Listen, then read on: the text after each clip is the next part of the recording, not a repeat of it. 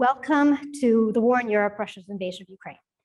Today's discussion will focus on the ongoing tragedy in Ukraine. Vladimir Putin's decision to manufacture a crisis and invade Ukraine initiated the most serious crisis in Europe since the end of World War II. Ukrainian forces are fighting bravely for their country as the international community has worked to provide assistance by providing arms to Ukraine, enacting sanctions on Russian individuals and entities. So I'm delighted to welcome our speakers today, Trudy Rubin, Rudra Sil, and Ambassador Alexander Vershbow. I'll introduce each panelist, who will then give a brief opening remarks, and after the remarks, we'll have a conversation amongst us, and then followed by questions from the audience. Trudy Rubin, a visiting fellow at Perry Worldhouse, is the worldview columnist for the Philadelphia Inquirer and a member of the Inquirer's editorial board. She recently returned from a trip to Ukraine and Lithuania, which we'll talk about. Ambassador Alexander Vershbow, a distinguished visiting fellow at Perry Worldhouse, is also a distinguished fellow at the Atlantic Council. He was Deputy Secretary General of NATO from 2012 to 2016, the first American to hold that position. He has also served as US Ambassador to Russia and US Ambassador to NATO. Rudra Sil is Professor of Political Science here at University of Pennsylvania. He also serves as the SAS Director of the Huntsman Program in International Studies and Business. Before I turn it over to the panelists, I want to take a moment to recognize this is a highly emotional and anxious moment. There's a war happening with people fighting, dying, fleeing. It is personal for people in the audience who might have family or friends in Ukraine. It is emotional for me as well. I was born in Kyiv when it was still part of the Soviet Union. So though we adopt a more analytic tone in this discussion, we do not forget that this is a very real tragedy that is unfolding, and I trust our audience will do the same. So with that, let's turn to our panel. Ambassador Vershbow, why don't we begin our discussion with you, and then we'll turn over to Trudy Rubin and Rudy Sil at the end. Okay, well, thanks very much, Jane. Thanks to Perry Worldhouse for organizing this event. It's now 1 week since Russia invaded Ukraine. As you said, it's the biggest crisis in European and global security since World War II, and it is a human tragedy as well. And the stakes go beyond Ukraine and its survival as an independent state. Putin has dealt a devastating blow to the European security order that we and our allies have been trying to build with Russia, I would add, following the end of the Cold War. And even though the stakes are high, this is an entirely fabricated crisis. Neither Ukraine nor NATO poses a security threat to Russia. The war is rooted in Putin's refusal to accept Ukraine as a sovereign state with inviolable borders that's able to choose its own path. For Putin, an independent Ukraine's very existence threatens his ability to restore the Russian Empire.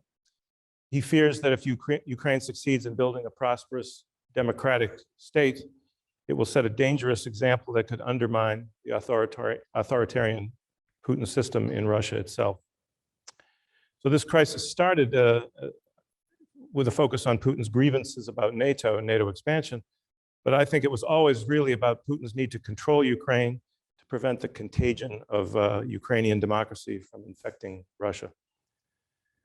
The Biden administration made an impressive effort to prevent this war, mobilizing NATO allies behind a strategy of deterrence based on the threat of heavy costs to Russia for invading, the sanctions, arming and training the Ukrainian armed forces, building up NATO's eastern flank, and countering Russian disinformation, especially with targeted release of classified intelligence to expose Russian false flag plots. But all the way trying to offer Putin a diplomatic way out based on arms control and risk reduction measures. And I honestly thought that the huge military buildup was mainly meant to increase leverage for a diplomatic solution, and that Putin wouldn't actually pull the trigger. And the fact that there was a parade of Western diplomats paying court to Putin before this all blew up was a sign that the strategy might actually have been working. But in the end, deterrence wasn't effective. Putin rolled the dice, killing all chances for a diplomatic result, sending his forces not just into the contested Donbass region, but toward Kiev itself. And so now the sanctions and the other sticks are being applied to ensure that Putin does pay a heavy price for tearing up the international rule book. But despite the extraordinary Ukrainian resistance, I think Putin is determined to persevere with his campaign until he achieves his maximum war aims, which are nothing less than regime change in Kiev, demilitarization, and Ukrainian abandonment of its ambitions to join NATO. But even if Russia succeeds in forcing Ukraine to capitulate, it will be setting itself up for what I think could be a long-term insurgency, which the United States can and will support, an insurgency that may be as damaging to Russia's interests as the one it faced in Afghanistan 4 decades ago. Now, I just add before closing that the situation certainly looks very dire right now for the Ukrainians as scorched earth techniques are being applied by the Russian military.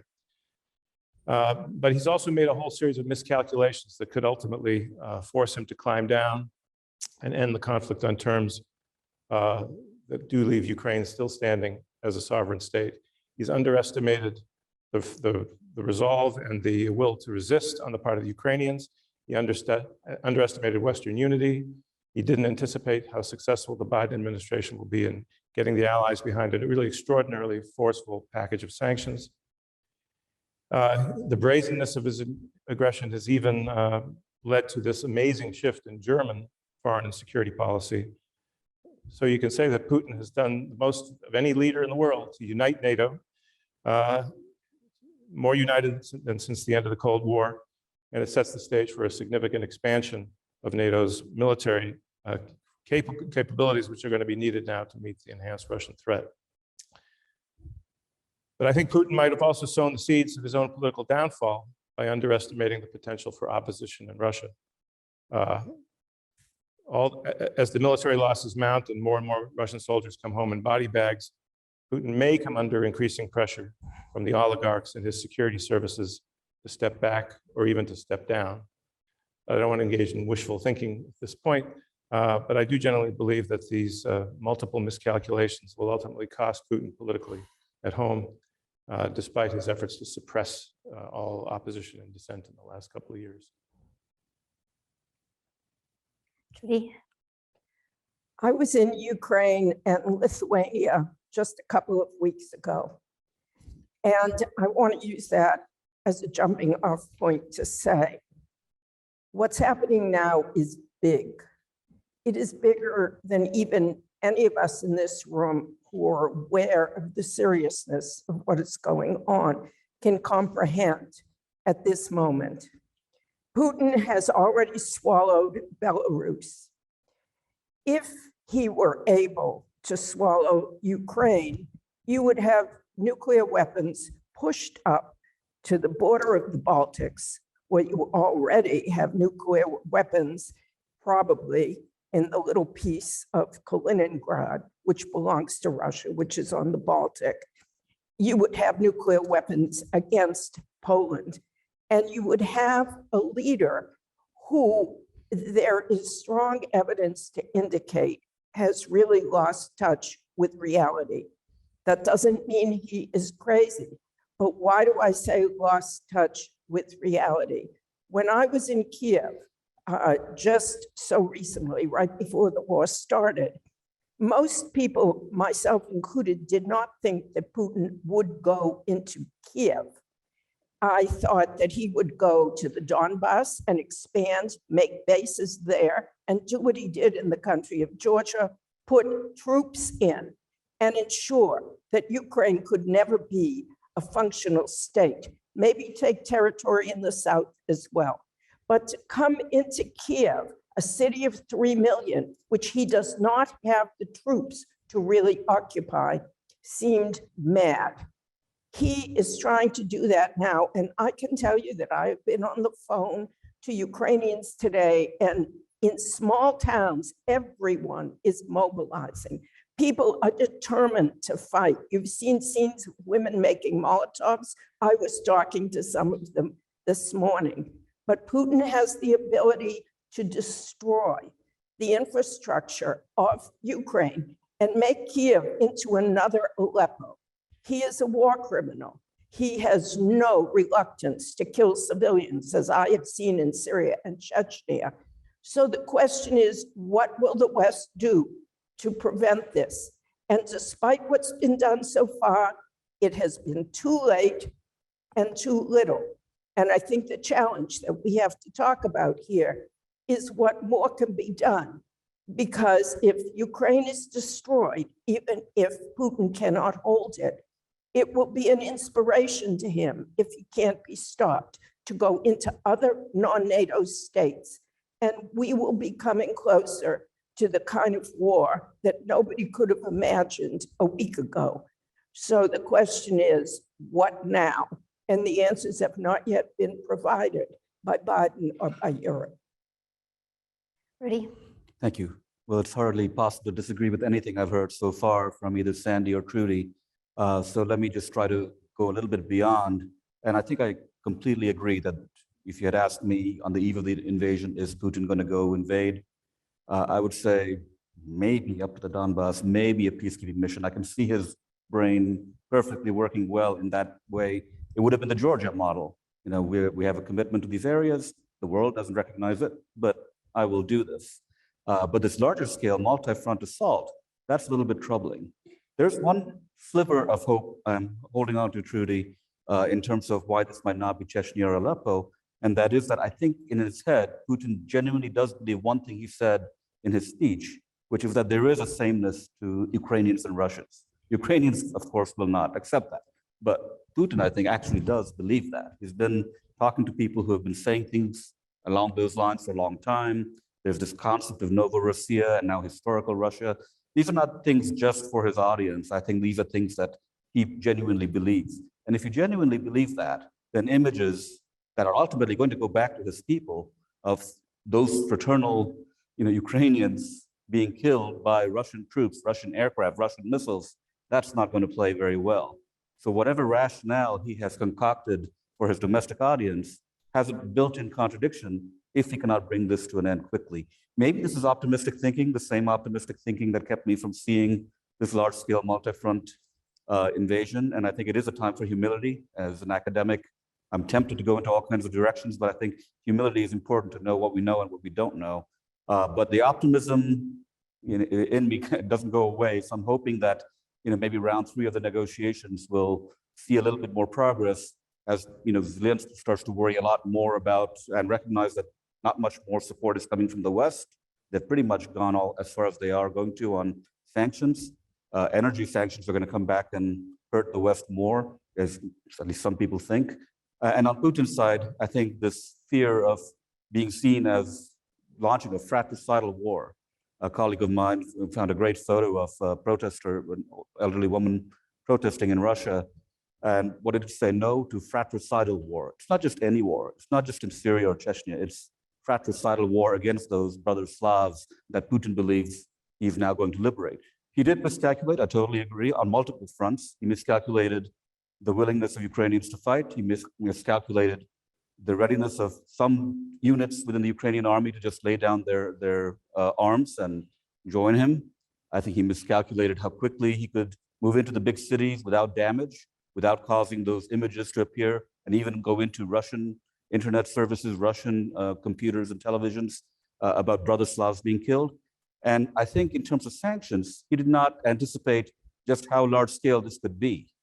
They've been talking about sanctions proofing the Russian economy for several years. They've been thinking about that. Biden was very clear about this is what is going to happen. There was no mystery about the sanctions, right? So I think he thought he prepared well, but I don't think he thought through he's not an economist. He can't think through the long-term spillover effects and consequences.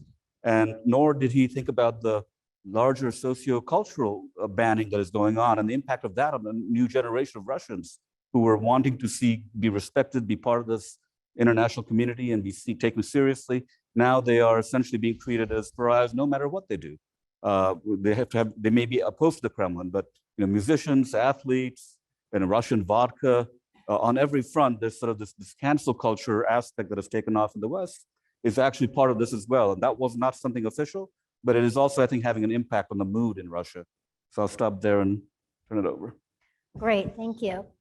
So let me start with asking you all to weigh in on the same question. And This is the question that I've heard in every panel on Ukraine, but I think it's also important to continue getting different views on it.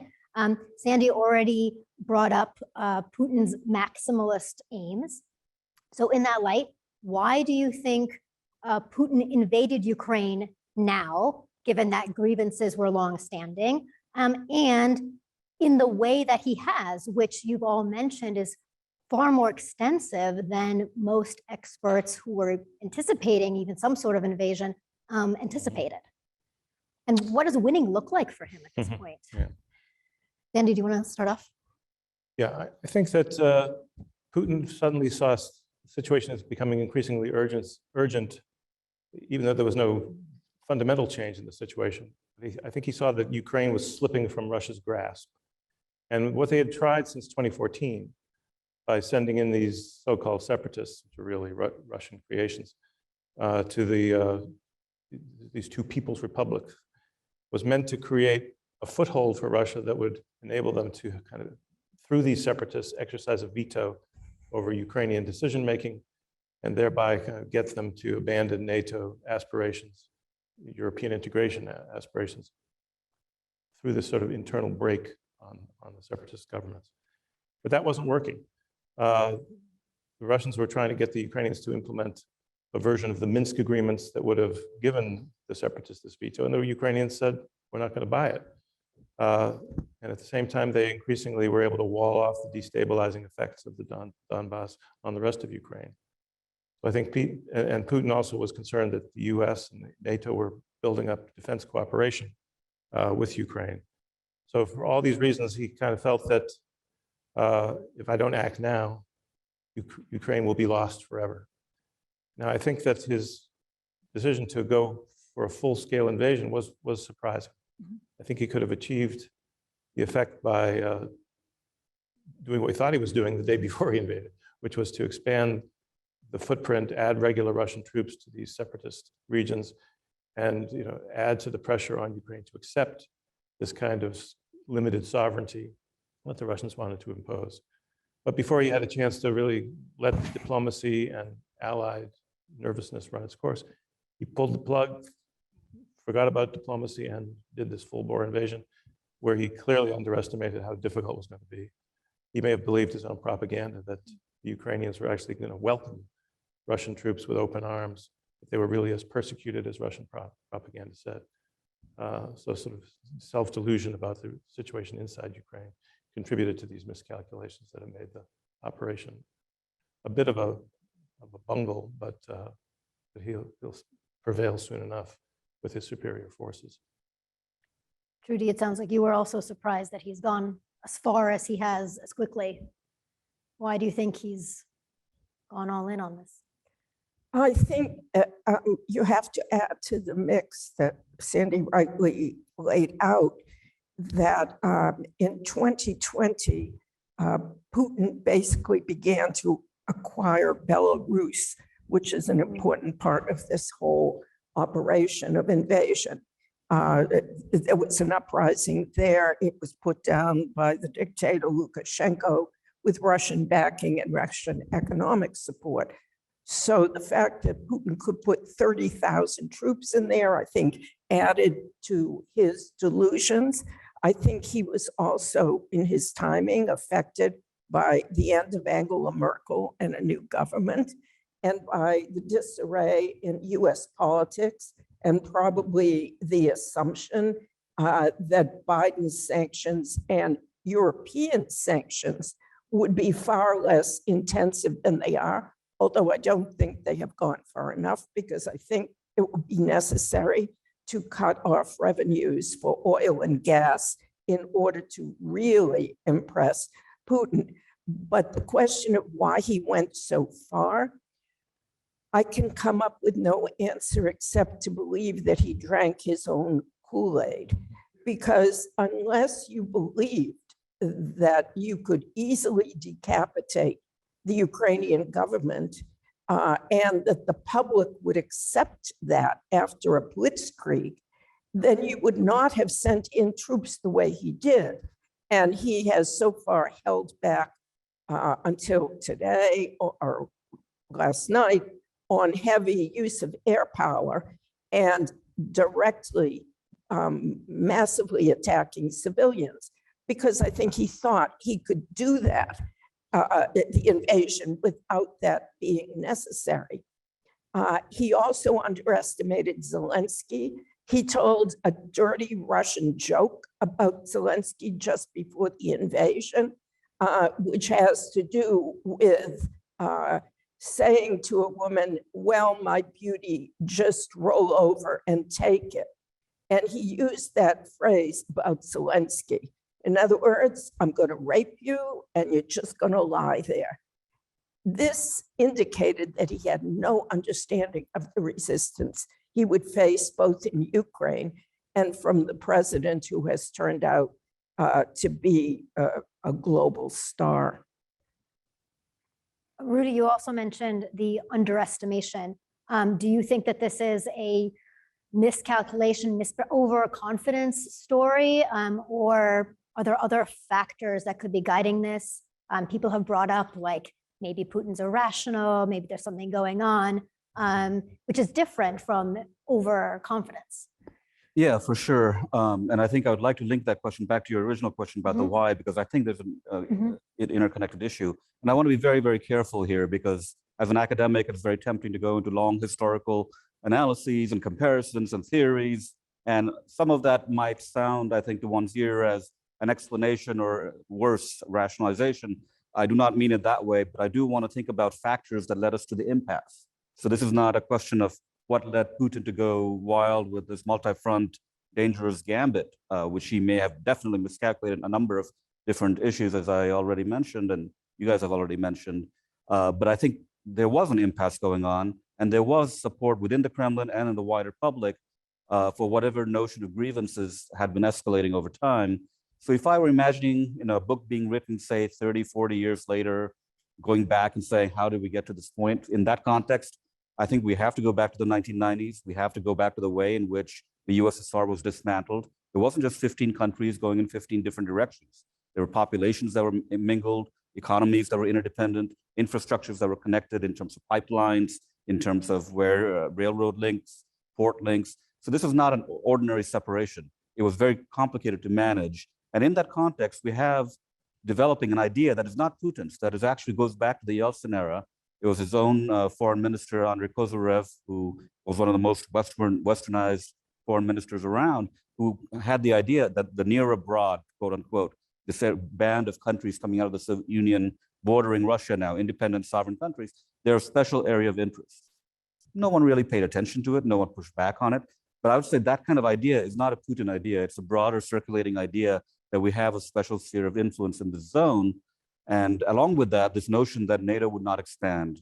We were having our own debates about whether NATO is necessary in the mid-90s. That's a long time ago, and it's clearly necessary. It's around. But the expansion of NATO was something that was not anticipated until we saw the lineup of Soviet bloc countries joining in 1999, around the same time as we have an operation led by NATO in Kosovo. So these things were happening in the 90s prior to even Putin coming to power. And I think the foreign policy establishment already had this notion that, something is amiss here. There are all these countries right around us. They're all, potentially part of this expanding NATO. So an unease was developing for sure, but it didn't have to lead to the kind of grievances we saw 20 years later. So I do want to say that these are, not directly linked. I would also point out that I think the Munich speech that Putin is known for in 2007 laid out some of these issues in a clear way. And he was not, again, this is not just Putin. This was sort of an elite foreign policy, elite perspective. I think Lavrov, for example, the foreign minister, genuinely believes this as well. He's not just drinking Putin's Kool-Aid, that's his own Kool-Aid. So there's an establishment view there that I think is broader than Putin, that I think people would have bought into. Finally, there's Euromaidan. Euromaidan was a turning point. This is beyond the colored revolution of 2004. This is 10 years later. Up until that point, Ukrainian sovereignty had not been an issue in the Kremlin. They had not been talking about it that way. But Euromaidan changed that, designating that as a coup, as the Russians did, when no one else did, the Russians did. And I think there were a number of people in Russia that accepted that framing of what happened.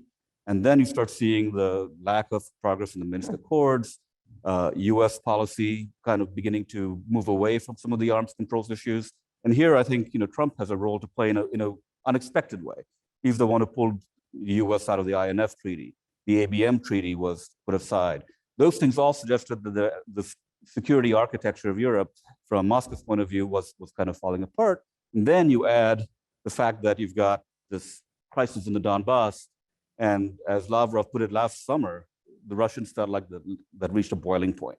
So I think it would be a mistake to think that we move Putin and the problem goes away, because I think there are other problems. Maybe the invasion goes away. I think the invasion goes away. You need someone with Putin's personality, with his hubris, with his impatience even, to kind of pull that trigger. But I think there's a larger elite there that would have sympathized with him on the way in which he articulated the grievances to his own elite establishment. Trudy, I think you wanted to weigh in on this. I just wanted to make a couple of comments. I think there will long be a debate, and there is a debate now about which came first, the chicken or the egg. All right, the chicken, well, I won't say which is the chicken and which is the egg, but one of them is the question of expanding NATO membership. And the other one is the fact that we can see, going back more than a decade, Putin's grievances with the West and his belief that the Soviet sphere of influence, including the former Soviet republics and the Warsaw Pact countries, belonged to Russia's sphere of influence. Back in 2007, he gave a famous speech about the decadence of the West. He truly thought the West was falling apart, and that's the reason, I believe, he thought he could do what he did now. But we have seen in the speeches he gave and the writings that he put out in the lead up to this, that he truly believes that Ukraine has no right to be an independent country, that Belarus and Ukraine are part of the Russian heartland. And that belief, I think we have to admit, is the driving force in his grievance.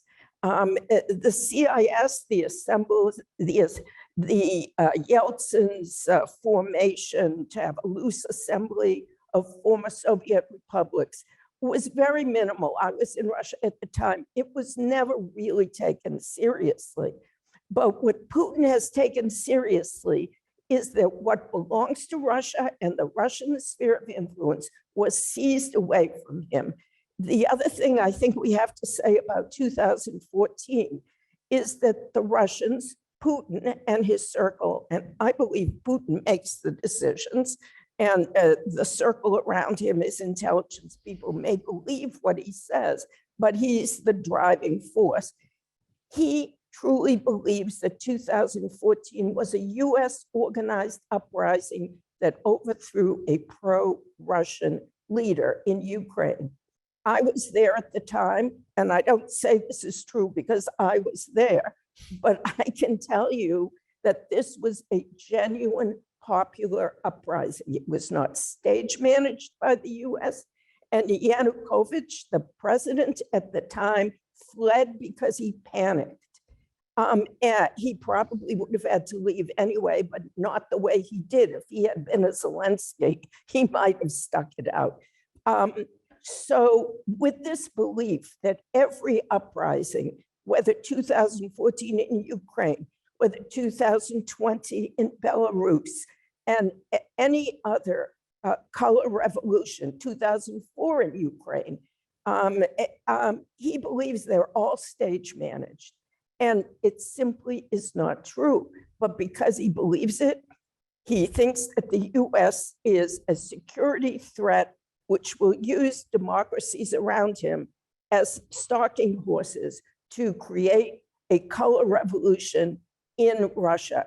And to him, Alexei Navalny, the leader of the opposition, whom he had poisoned and who now is in a Russian prison, is simply another American plant, not true. So I think it is Putin's delusions that are driving him more than anything else, and his belief that Russia is owed those territories, imperialism at its most blatant, and that the former Eastern European countries belong in the Freudian slip, in the Russian orbit today as they belonged in the Soviet orbit before. And I can tell you, having just been in Lithuania, that the Baltic countries and Poland and other East European countries believe that if they were not in NATO today, Putin would be preparing to try to seize them back under Russian control. So let me turn now to thinking about responses and how the world has been responding. And Sandy, in your opening comments, you suggested that the Biden administration, NATO have been doing a relatively good job so far. I'm curious what you think, whether you think they should be doing more, and whether you think that there are certain types of responses that should be avoided here. Yeah, I do think that they did a good job, as I said, mobilizing the West in a quite powerful strategy to deter the Russians from invading, but of course it fell short. And I think the weakness of that strategy was the unambiguous ruling out of any use of force to help the Ukrainians beyond arming them and training them. So the strategy may have been doomed to fail. But I do think that the elements of that strategy are still applicable going forward in trying to contain and rebuild a containment strategy for what is now a much more aggressive Russia than even we thought we were dealing with when they first went into Ukraine in 2014. So I think that means maintaining and even strengthening the sanctions even further, doing whatever is necessary to continue to support the Ukrainian military, and including financing and equipping a resistance movement, which may be the main source of direct leverage on the Russian intervention. We have to do what we can to support Ukraine economically and try to enable it to regain its sovereignty. We don't know how this is going to end, whether Ukraine will see the regime toppled or whether some compromise will ultimately be struck, which leaves at least semblance of sovereignty in place. But I think the most important thing we have to do comes to NATO. I think we're now going to be dealing, thanks to the de facto absorption of Belarus, and now at least the satellization, if not worse, of Ukraine. NATO is going to have to sort of change its whole paradigm about collective defense. The border is moving west, closer to NATO. We no longer can rely mainly on tripwire forces and a strategy of reinforcement in a crisis. We're going to need to put more forces on the ground permanently in all the eastern flank countries and in the Black Sea.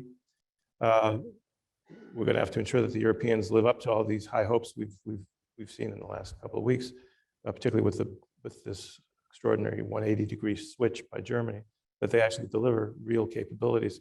Because the US isn't going to be able to do as much as it has traditionally done because of the simultaneous need to deal with China. So we need a much stronger, more balanced NATO, as well as an entirely new paradigm for deterrence and defense. One of the, this is a question for Trudy, one of the things that I've noticed in the media coverage of the invasion is that there seems to be a considerable amount of surprise in the US media about the Ukrainian will to fight and their ability to do so. You were there recently, but right before the conflict, at a time when, as you said, most people did not think that was going to happen. Are you surprised by what we're seeing from the Ukrainian military and the Ukrainian people? I'm certainly not surprised by what we're seeing from the Ukrainian people, because it was clear before, when you saw the number of volunteers that were signing up. What I wondered before Putin started the invasion was whether the territorial defense forces, which are the organized volunteers, would be able to function, because they were not issued weapons before the fighting started.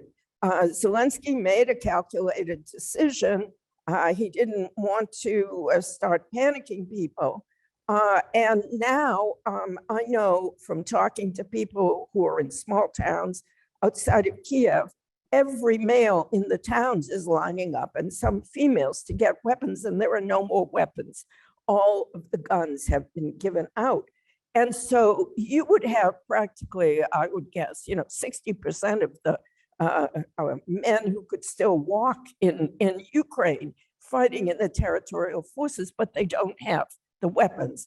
And that leads me to something else.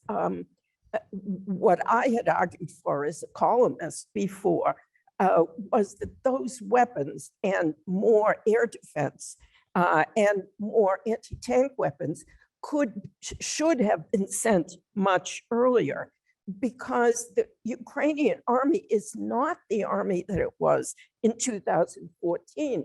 In 2014, I was in the Donbass, and the army then, they didn't have uniforms, they didn't have guns, they didn't have food.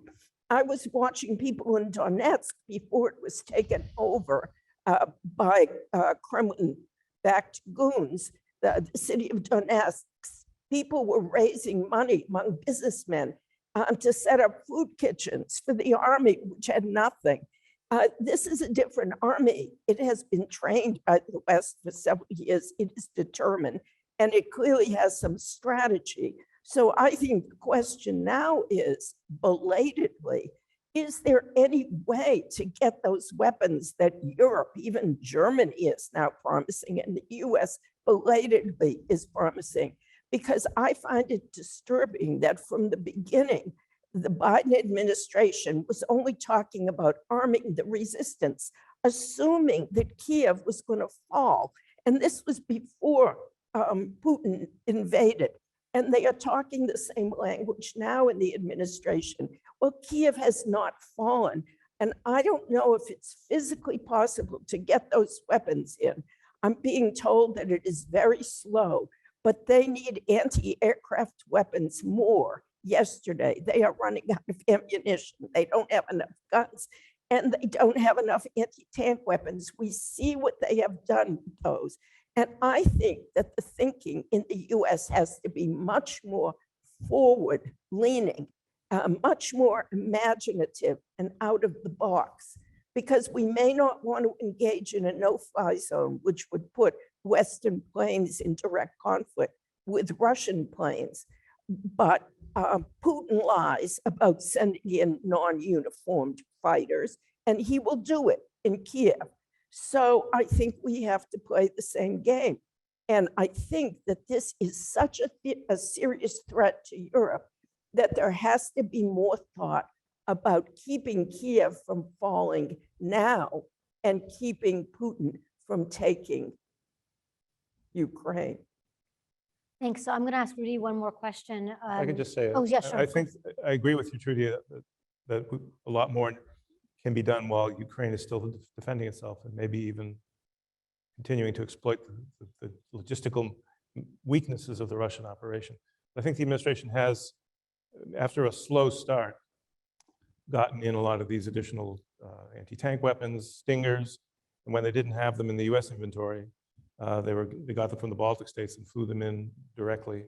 So, and the Germans now are, better late than never, are putting in Stingers and anti-tank weapons. So the stuff is getting there, but every minute counts. I agree with you on that. But I've been told by people in Kiev, it's not all getting there. It's extremely slow. After all, they can't fly it in to the airport in Kiev the way they could have done 2 weeks Well, ago. they're flying it into Western Ukraine. Right, but then it has to come by road is the problem. So let me encourage whoever has a question to line up by the microphone back there. Ideally phrase your question as concisely as possible. I'll start with a question that I saw come across from online, and is one I had for Rudy as well, which is that so far we've been pretty US focused in our perspective. I'm trying to understand, what are you seeing in terms of responses from other countries, particularly what is China's role in this story, their response, what interest do they have to play, what have we seen them doing? No, that's a very good question. And I have colleagues in China and India, and the way they're seeing this conflict play out is sort of in that long-term game being played between the West and Russia. And it's almost in the mold of, superpower gamesmanship. And so they're not seeing it through the microscopic focus on buildings being targeted and people on the streets, refugees fleeing. Though they're looking at it from a broader distance. Yesterday, Prime Minister of India, Modi, spoke with Putin, and India and China were two of the countries that abstained on the Security Council resolution that Russia vetoed. China is certainly seeing opportunities here to get their hands on even more volumes of discounted gas and oil as Russia tries to keep those revenues going as the West starts to clamp down on those revenues from their end. And the long-term view on energy is that the demand is going to grow in the East and South much more rapidly than it will in the West, where it's going to be declining as greening happens. Even Putin's long-term view is sort of to pivot to the East and the South. So from that point of view, I think India and China matter. But now here's one potential miscalculation. Putin has been assuming that China will have his back. So far, China has sort of had its back. China has not taken an aggressive stance. But China's vision of its power rests on its economic strength, and its own economic vision rests on the Belt and Road Initiative. And the Belt and Road Initiative goes through Kazakhstan, through Russia to Eastern Europe. I don't think Premier Xi wants the goods to be stopping at the border of Russia and the West. So keeping this area safe, keeping it part of the global economy is part of China's interest. So I think China has been picking up the phone more and more to say, meet with Zelensky, stop this conflict. So it's one thing to sort of sympathize with Russia in terms of pushing back against Washington and US hegemony. But it's quite another thing to be saying China's own long-term vision of economic prosperity and control and hegemonic rise be curtailed because of its own initiatives are being blocked because of conflict. So this conflict is not in China's interest. It's not really in India's interest. They will benefit in the short term from some benefits that the Russian economy will give to them, new markets, new demand, new energy sources for them.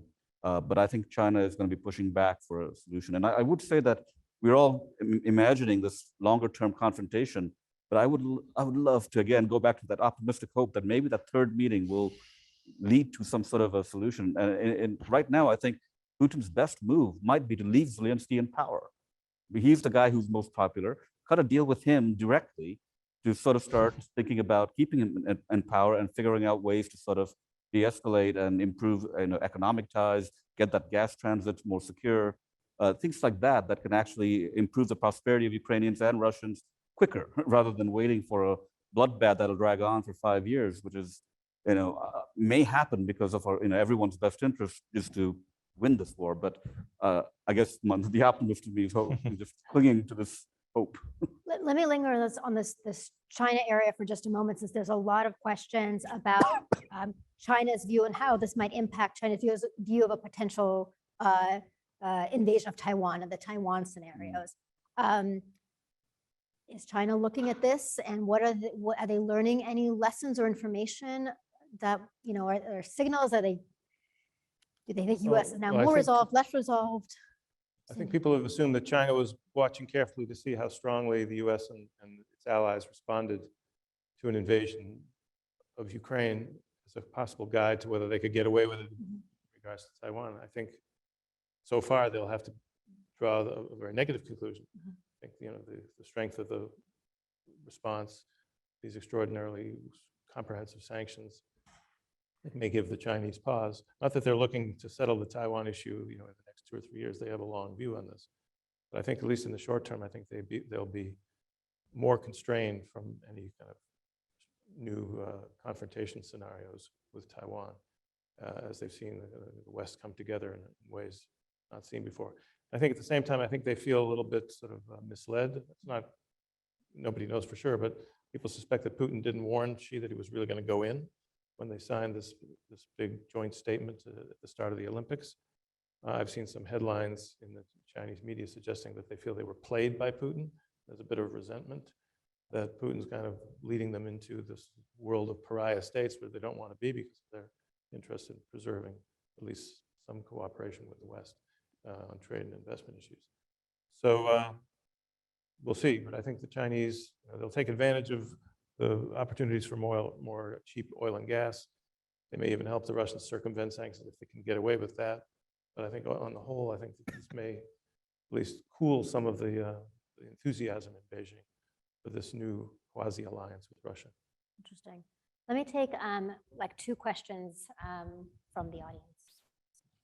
All right, hi.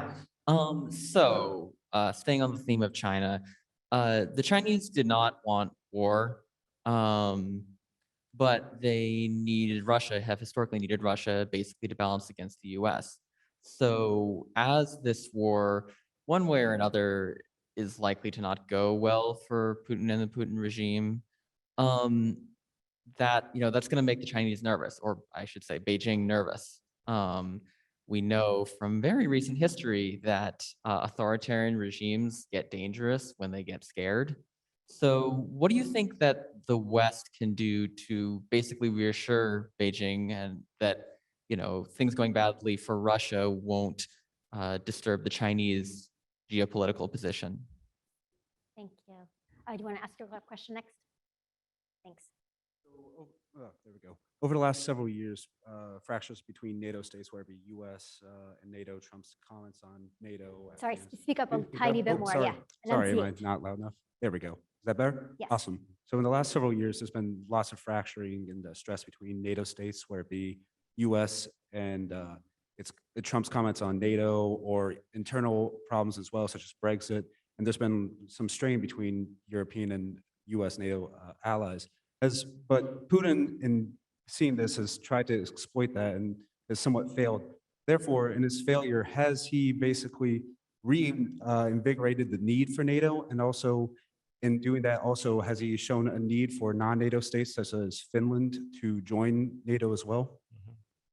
Thanks. There was also a question in the online about the effects on NATO cohesion. And as you're thinking about those, I'll throw in another one in a different direction that I'm seeing from online, which is about off-ramps and possible diplomatic off-ramps. Do you think that there's still potential for diplomatic off-ramps? What would an off-ramp look like? Or have we moved beyond the possibility of an off-ramp?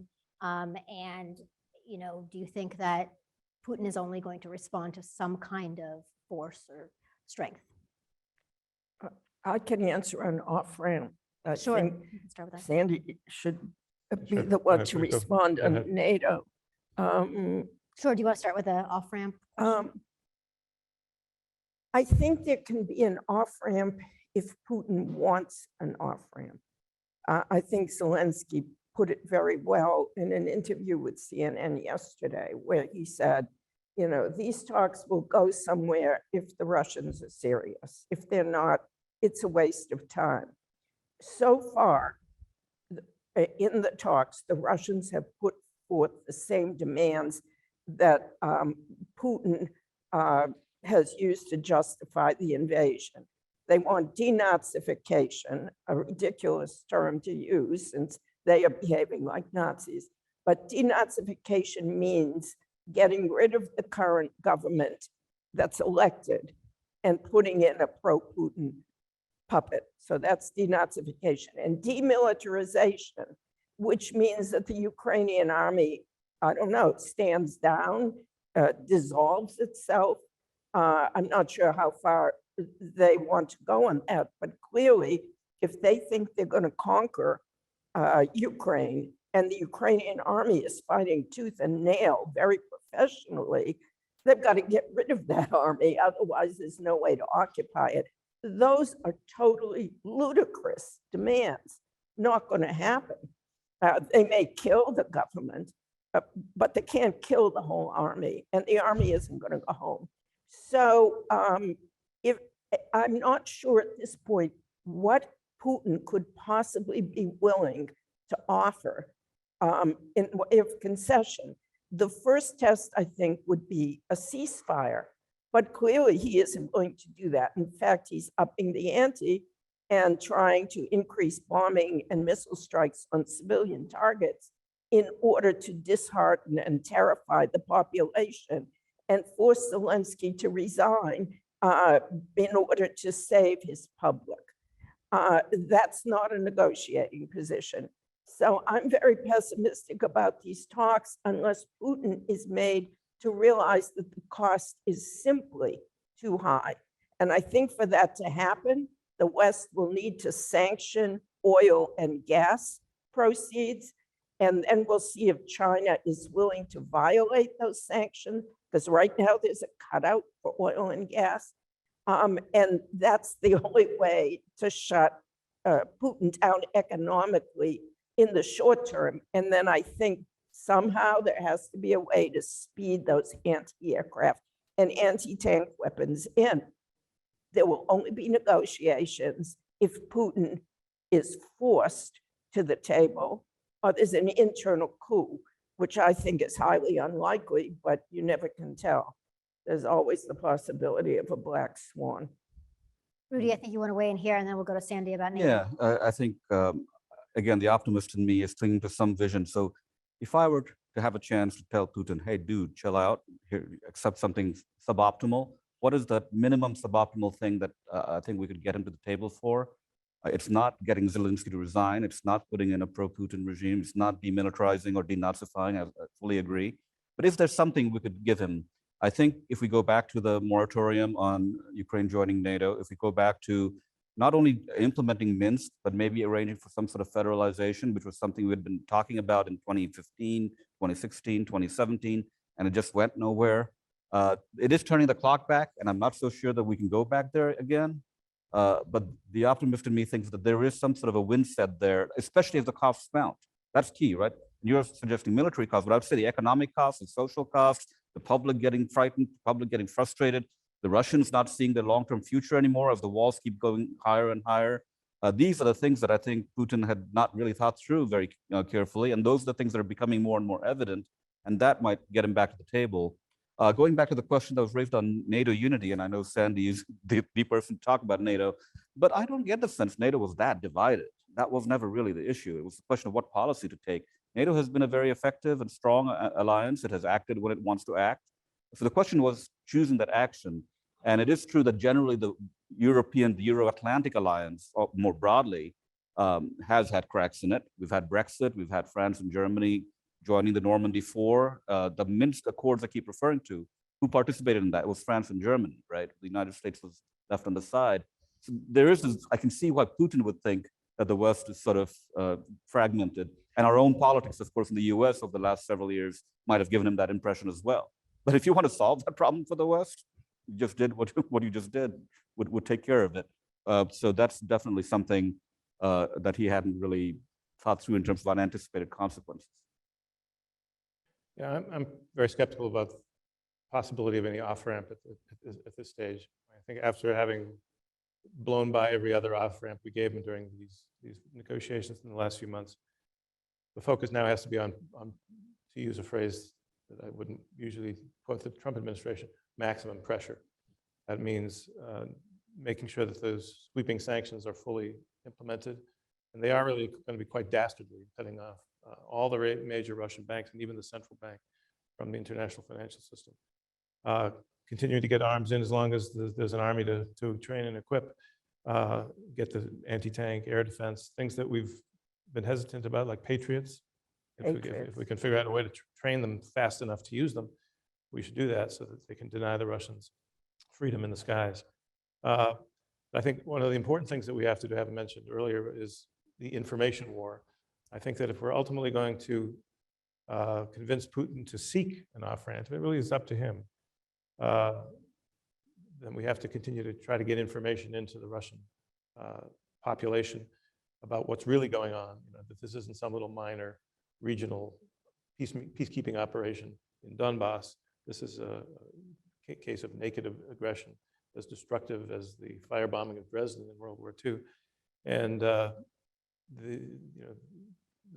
they need to put the pressure on the regime. And I think that may not lead to a coup right away, but I think there'll be enough chances of putting more pressure on Putin's decision-making through the oligarchs, through the Siloviki, who are increasingly, I think, wary of what their boss is doing to the country and to their bank accounts.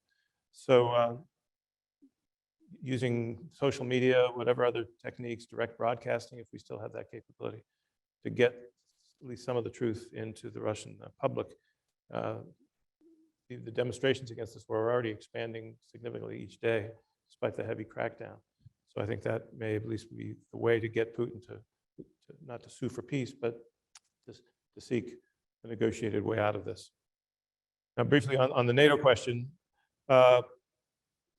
yes, NATO was not hopelessly divided, but it was pretty variable in terms of which countries were delivering on their pledge to increase defense spending and investing in the technology NATO needs. I think now it's going to be a whole new ballgame with the Germans leading the way. And I think this is remarkable that they are not only going to do 100 billion euro plus up of defense spending right away, but meet the NATO 2% target starting next year.